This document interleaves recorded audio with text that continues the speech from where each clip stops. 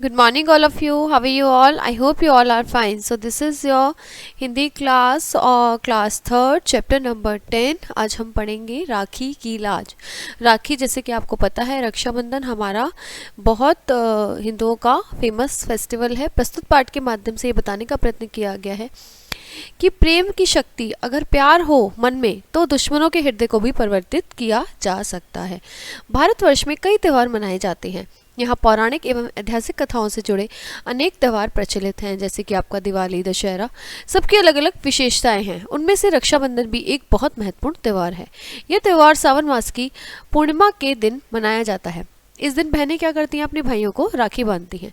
रोली और चावल से भाइयों को टीका लगाती हैं और मिठाइयाँ खिलाती हैं और उनके हाथ में राखी बांधती हैं और राखी बांधकर अपना प्रेम प्रकट करती हैं उनके प्रति और अपनी रक्षा का भार उन्हें सौंपती हैं कि हमारी वो रक्षा करेंगे। इस त्यौहार में धर्म और जाति का कोई बंधन नहीं है। सभी लोग राखी मनाते हैं। इससे कोई मतलब नहीं है कि वो हिंदू है या मुसलमान है या सिख है या ईसाई है। रक्षाबंधन के पर्व से जुड़ी हुई कई कहानियां हैं।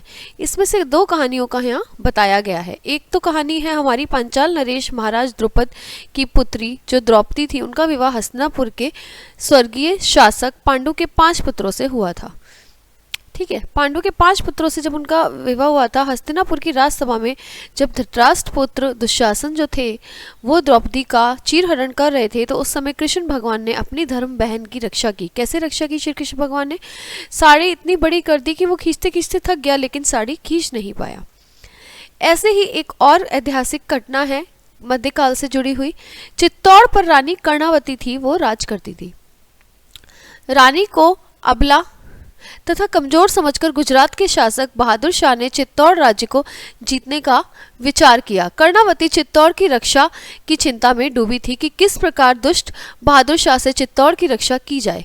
अचानक कर्णावती को क्या याद आया कि रक्षाबंधन का त्यौहार बहुत आने ही वाला है। उसने दिल्ली के बादशाह हुमायूं को राखी भेजने का निर्णय किया कि हम हुमायूं को राखी भेजेंगे। रानी के सेनापति ने कहा, रानी माँ, हुमायूं बाबर का लड़का है और बाबर और राणा सांगा के युद्ध को तो बुलाया नहीं जा सकता, फिर आप हुमायूं को कैसे राखी भेज सकते हैं? रानी कर्णावती बोली, हम अच्छी प्रकार से जानते हैं सेनापति, पर राखी के इन धागों में इतनी ताकत है कि ये मानव हृदय को परिवर्तन कर सकता है। हमें पूरा विश्वास है कि हुमायूं हमारी सहायता करेगा। भाग सिंह रानी कर्णावती की राखी लेकर दिल्ली के बादशाह हुमायूं के पास पहुंच गए।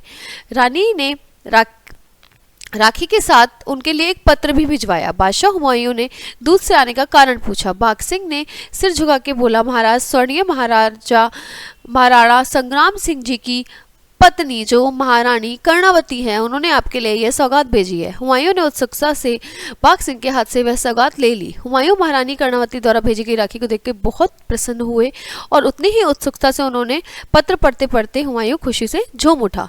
वह प्रसन्नता से बोला, दरबारियों, मैं कितना भाग्यशाली हूँ, महारानी कर्णावती ने मुझे अपना भाई बनाया है। हिंदू बेग ने बादशाह को याद दिलाया, चित्तौड़ हमारा दुश्मन है। हुमायूं ने हिंदू बेग को आड़े हाथों ले लिया। हिंदू बेग, बड़े अफसोस की बात है कि तुम भाई बहन के प्यार को नहीं समझते हो। ये राखी के धागे नहीं हैं, बल्कि भाई बहन के प्यार की एक ऐसी जंजीर है जो शत्रुओं को भी प्यार में जकड़ देती है। रानी बहन इस समय संकट में है, अब हमें उनकी रक्षा करनी चाहिए और उनकी रक्षा का भार अब हम पर है, इसलिए हमें तत्काल ही उनकी सहायता के लिए चलना चाहिए। हुमायूं ने सेनापति को फौरन सेना के साथ चित्तौड़ कूच करने का आदेश दिया। हुमायूं की सेना आते ही राजपूतों में अजीब सी स्फूर्ति आ गई और हुमायूं की सहायता से कर्णावती ने दुश्मनों को करारी मात दी। तो ये था हमारा राखी के बंधन का महत्व, जिसके सहायता से कर्णावती ने अपने दुश्मनों पर जीत पा ली। तो ऐसा है हमारा इतना प्यारा फेस्टिवल राखी का, जिसकी हमें विशेषता यहाँ समझाई गई है 2 कहानियों के माध्यम से। ठीक है बेटा? Okay, so this chapter is over here. Now we'll see in the next class with the new chapter.